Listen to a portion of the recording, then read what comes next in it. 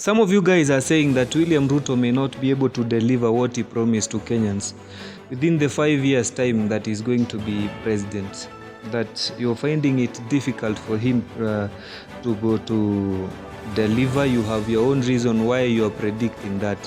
But I have 5 reasons why William Ruto may deliver beyond expectations. And these 5 reasons, I would like to hear your views on what you feel about them.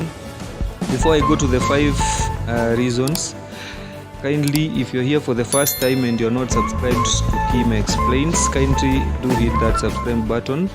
If you're watching this video from a different platform like TikTok and Facebook, kindly run to YouTube, search for Kim Explains and hit that subscribe button. Number 1, this is the same William Ruto that you guys predicted that he was not going to win 2022 general election. You even went ahead and provided poll results that suggested that he would lose to Raila Odinga by a far and greater margin, but he still won.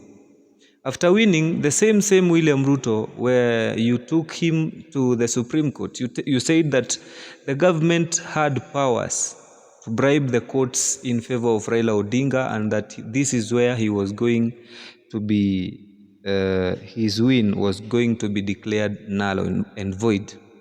Now, to your disappointment, the court ruled that William Ruto had won, and unanimously, the court dismissed that petition.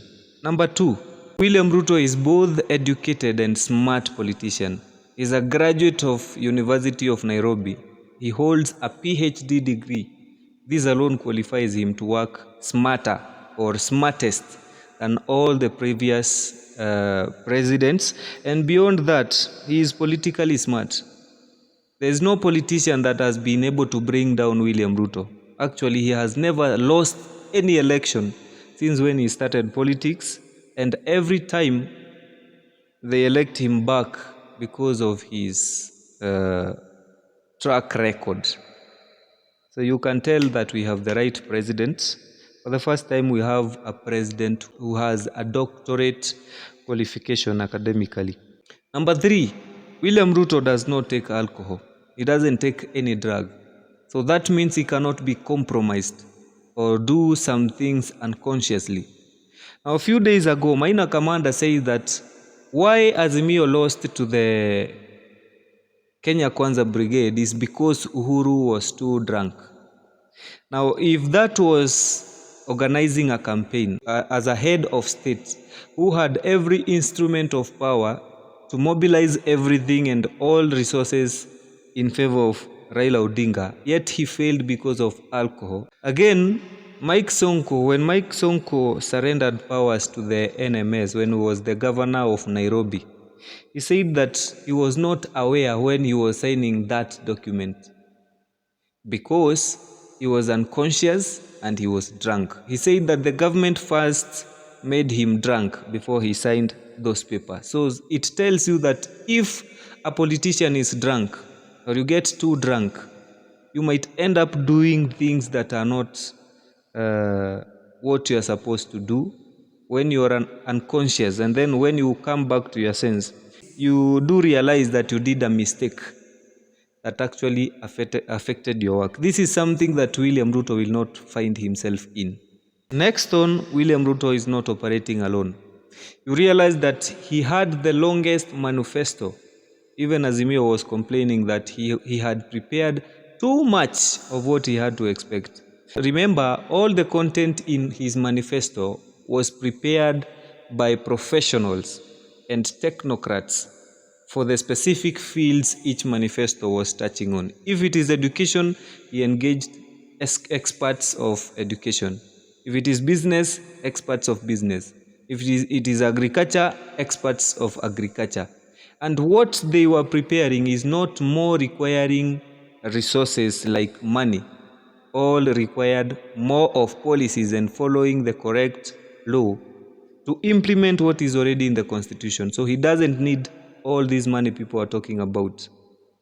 So when it comes to the implementation of this, he will go back to the same experts that prepared this manifesto and tell them, now here is what now we have power, and so what we have is just to deliver. Each one of you will be charged with what you promised, and this is how at the end the whole government will have delivered. Lastly, William Ruto also knows that people are expecting that he's not going to deliver. He knows that most of Kenyans, if not majority, are hoping that he does not deliver, so that at the end their prediction becomes right, and at the end he fails politically. Now this knowledge is already something that is making him to work extra hard, because he has a point to prove wrong. And when a man realizes that he has a point to prove wrong, you and me know that they work extra hard to make sure that they prove you wrong through doing what you did not predict.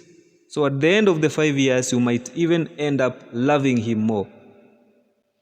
As a bonus point, and to end this, remember, William Ruto is a Christian, and Christians believe in faith, and that faith is planted in prayers.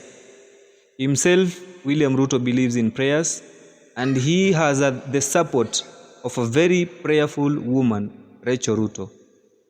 And in fact, Rachel Ruto has a boost of the wife to Rigathi Gachagua, who is a pastor.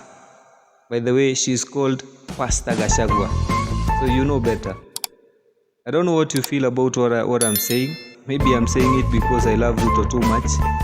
If you have a different opinion, kindly share in the comment section. If you believe in this, kindly subscribe and like this video.